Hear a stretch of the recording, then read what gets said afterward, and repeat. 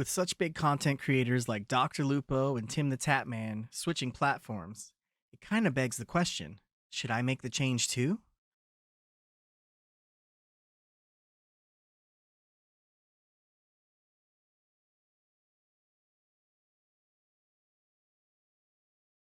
Now, by no means am I the end all be all of knowledge when it comes to streaming and content creation. Having only 295 followers on Twitch and a measly 38 subscribers here on YouTube, what I do know is that for the past year, I'd been going back and forth in my head about staying on Twitch and if it was helping me grow or if I should venture out into the world of YouTube and Facebook gaming to forge my own path. Top it all off, the fear of hate raids and seeing those bots in my chat really didn't help. So, when the content creator that I follow and admire the most, Dr. Lupo, decided to make the change to YouTube gaming, it gave me the fuel I needed to make a change for myself. Loading up his first YouTube stream, I could see such a dramatic difference in the overall quality. 1440p, hello? The crispness of the gameplay had me hooked immediately. The problem was, how do I get started? YouTube has its own resources on how to set up your first YouTube live stream, but they're kind of bare minimum and very basic. A lot of what I could find online was a little dated and didn't really answer a lot of my questions on how to get set up. So I'm going to show you how I set up my live streams and how I get the same quality as some of the biggest content creators and streamers in the industry. YouTube doesn't limit you in the way that Twitch does. I don't need to be a partner or even have that many subscribers to stream at a mind-blowing 1440p or even 4K if you have the capability. So first things first, before you can even stream on YouTube, you have to set your account up so you can stream. So go to your YouTube, go to the camera with the plus sign, that's the create button. Click on that, then we're going to go to go live. From here, you'll have to select the name of your account and upload your picture. For now, we're just going to name this Katonin2. Create channel.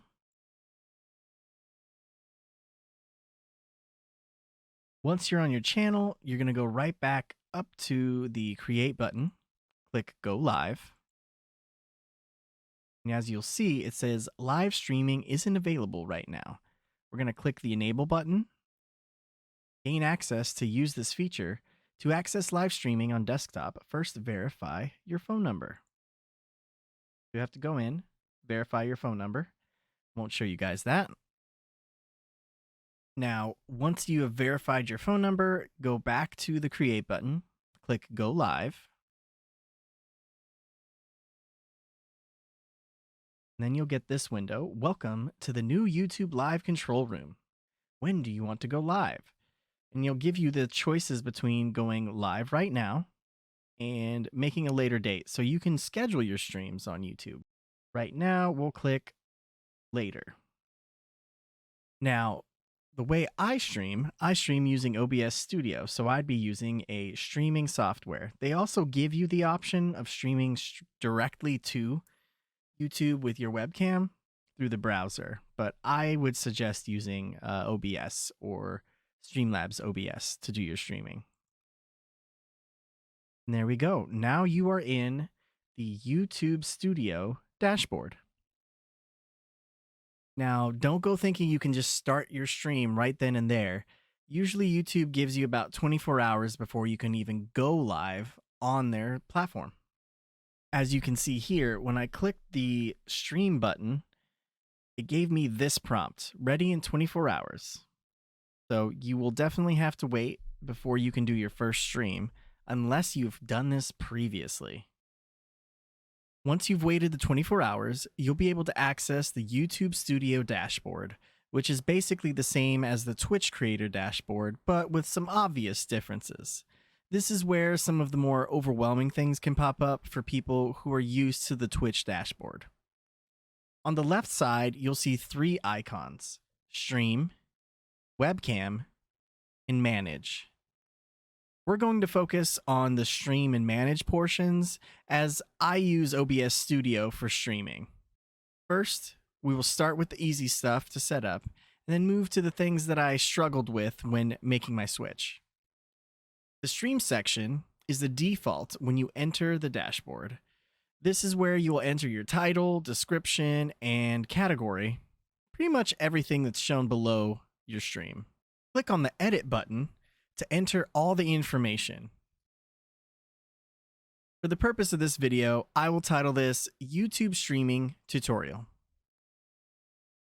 You don't have to add a description, but I do suggest putting a small description as well as other information or important links that you may have had on your Twitch channel, kind of like your panels. Scroll down to see the rest of the sections you have to fill out. In the visibility section, you have 3 options: private, unlisted, and public. If you're going live, you definitely want to set it to public.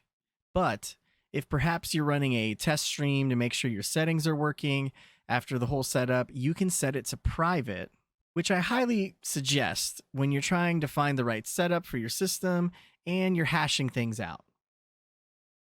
Click Done. Next is restrictions. I don't tend to touch the restrictions section. Category. This is where you can select what kind of stream you'll be doing. The drop-down window has about 15 different categories that you can put yourself in when live streaming. These categories include music, gaming, entertainment, all sorts of stuff. For the purposes of this video, we'll be selecting gaming so we can see the game title section. Click on the game title section.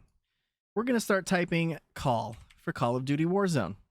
As you can see, as I start to type, it starts to fill out with a huge list of games that are in the directories for Call of Duty, or anything that is similar to that. We're going to select Call of Duty Warzone. This will put us in the directory for that game, and it will also show up below the description on the live streams page. Next is the thumbnail section. This is one of the biggest differences to streaming on YouTube as opposed to Twitch. You'll have to create a thumbnail for your streams because when you end your stream, it goes up on your page to watch later, like an uploaded video. As far as making thumbnails, that's all up to the individual. What I have seen people suggest is for you to make live stream thumbnails that are all the same, so that when people come to your page, they can immediately tell the difference between your live stream VODs and what is just regular content on your page. So what I have here is just a very basic YouTube live streaming thumbnail that I've created for me to use repeatedly or interchange with other things. As we keep scrolling down, we now have the playlist section.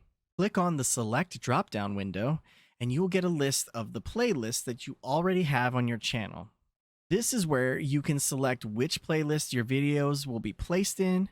I suggest creating a new playlist named something like live streams or VODs and put all your streams in that playlist so that people don't get confused with all your other content. If you have any already on your page, it's a nice way to organize everything. As you can see, I have labeled this one live streams. We'll click that. On to the audience section. You do have to pick yes or no, so depending on your content, set it accordingly. You can also set age restrictions to be specific with the age of the viewers who will see your content. I tend to say no because I play a lot of games with violence and shooting in them, and playing with friends also tends to have some cursing and suggestive conversations, so I do that to be a little bit on the safer side. Below the audience section, you can click on Show More. Scroll down. I don't have any paid promotions, so we can skip that, and I tend to leave the automatic chapters set to its default of Allow Automatic Chapters when available and eligible. I do use tags, and having from 2 to 6 different tags can help people find your streams a little bit more. The language and caption certification is for setting up your closed captions and the language you want them to be in. I'm going to select English United States. This content has never aired on television in the United States. And English United States. The recording date and location section allows you to set a date and location for your stream. Though I wouldn't suggest putting your location for privacy purposes. I personally don't use this. There are two different types of licenses to choose from: the standard YouTube license and Creative Commons attribution. I don't know a lot in this department, so I stick to the standard. But if you do have any questions, they do provide you more information by clicking on license types. YouTube does allow you to embed your streams, so make sure that that's clicked on. And finally, comments and ratings. This gives you a little control over comments people will be able to leave, or if you want people to be able to leave comments at all when the streams are put up on your page. You can select how the comments are visible, as well as either seeing the top comment or newest comment. Make sure that the show likes and dislikes are ticked on if you feel like tracking that.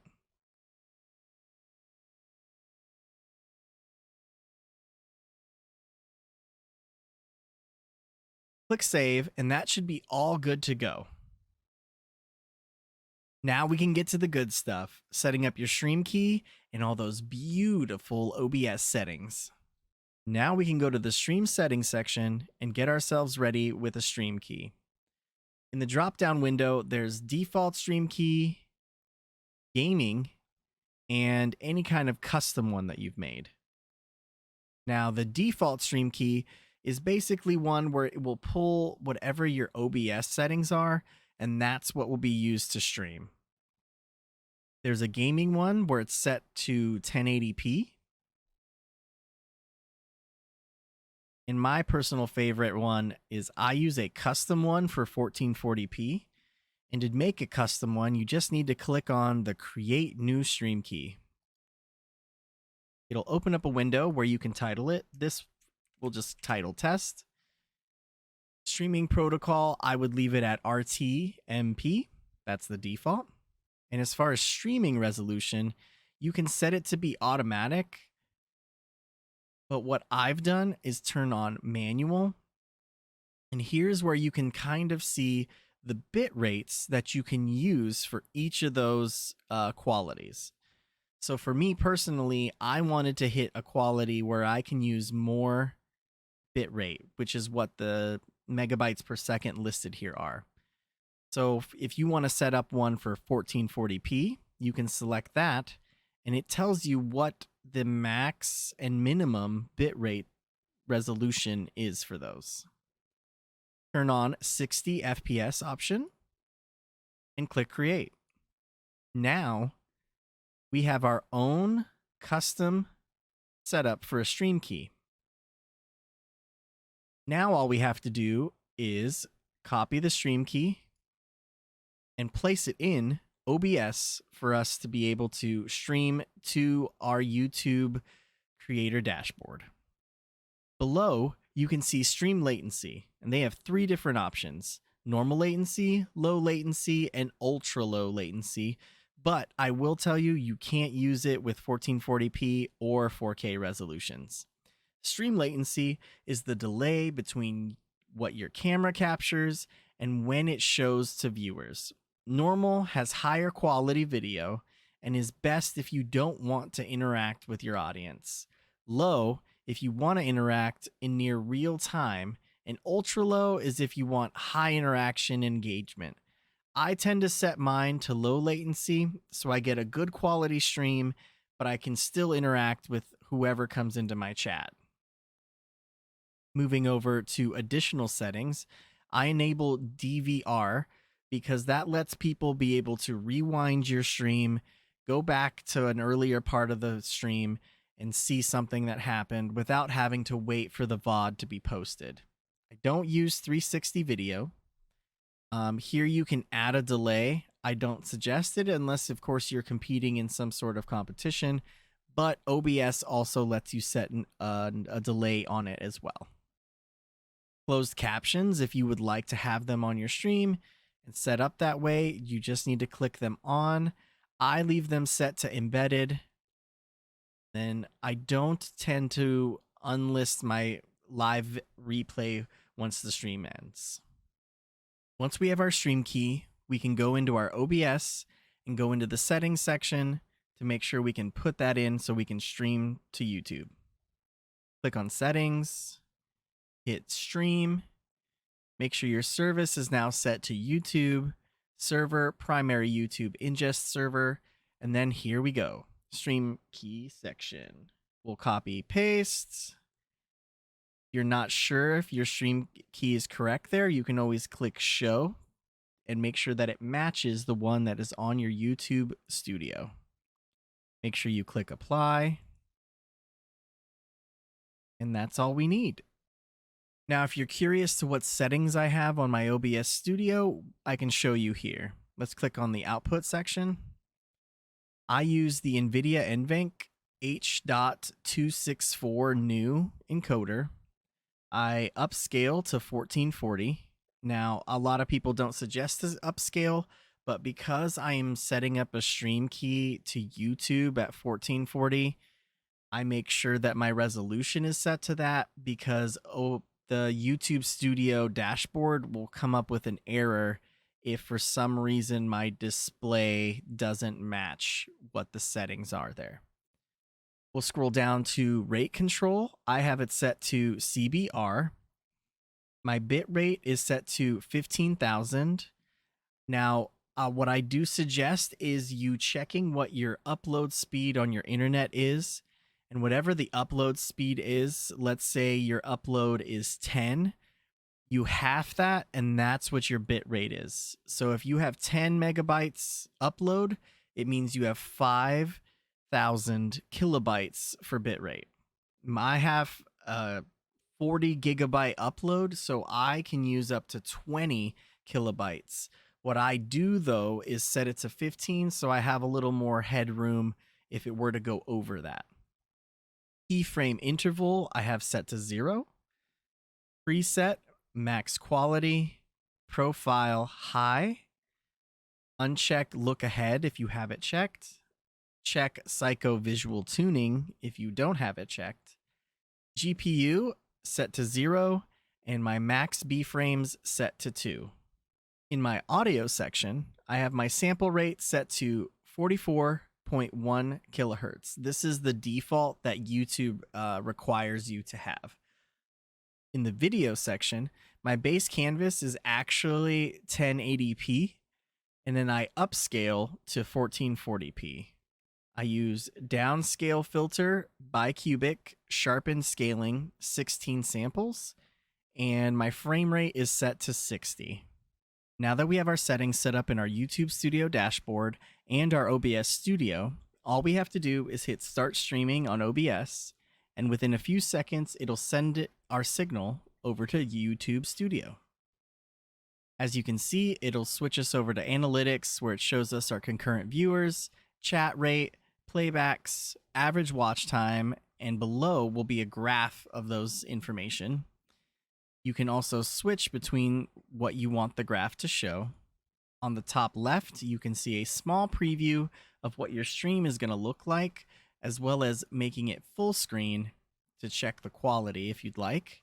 You can change between your quality settings like any viewer can. Closed captions, and we can minimize.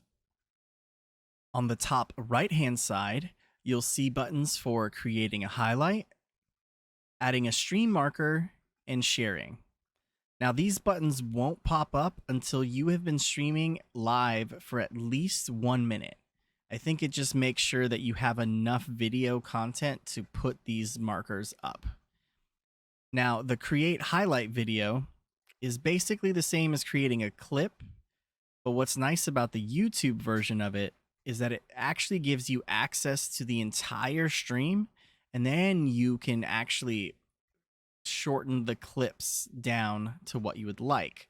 Now, obviously here I don't have a lot of video, so it gives me the entire thing, But if you were to do this on a stream that, let's say, perhaps has had 3 hours to it, it'll condense that section that we're in to what we want to highlight. Here in the bottom, you can create a title, choose between it being public, unlisted, or private, add a description if you'd like. And what's also nice is you can even zoom in and out of the video timeline to kind of get a little more in-depth and section out the video a little bit better. You just hit create, and what happens is that then makes it a video on your page, much like an uploaded video on your YouTube page. Cancel out of that. Stream marker is just going to leave a marker basically as a reminder. And then obviously share lets you share it to your various social medias. Now, let's say we were going to end our stream. If you hit stop streaming on OBS, it will stop sending the signal to your YouTube Studio dashboard. But it may leave your stream up with kind of this spinning wheel here in the preview, as it's looking for you to be streaming to your YouTube Studio dashboard. So one quick tip is I make sure to hit end stream when I'm done. Click end. And then it'll give you a little pop-up window with kind of all your information as far as your analytics. You can edit it in Studio, or you can just dismiss it, and then your stream will be done. YouTube will end your stream after a certain amount of time you've stopped streaming on OBS. But to be safe, I've been making sure to hit the end stream button. One nice thing about streaming in this way is that it will keep your settings, including any information that you have put in here, thumbnail, the game, all sorts of stuff, all of it. It'll just be kept there. We didn't talk about this yet, but if you go to manage, it'll give you an option to schedule a stream, which means so this is the settings left from last time I streamed with a scheduled stream. You can choose between all these other times that you've done it. Now, if it's your first time, you'll have to create a new one and go through the same steps we did when it was just going live immediately. Or when you go in here, you can reuse settings and then adjust them accordingly to how you would like them to be for this current stream. Then you go in, you can customize just the same as when you go straight to live, visibility, and then you schedule the time you want to stream, which is very helpful if you know you're on a good schedule. And what it does is basically set up your community or your chat to be ready for you to stream. Even if you are a little bit late, it will have the live button up on your page ready to go.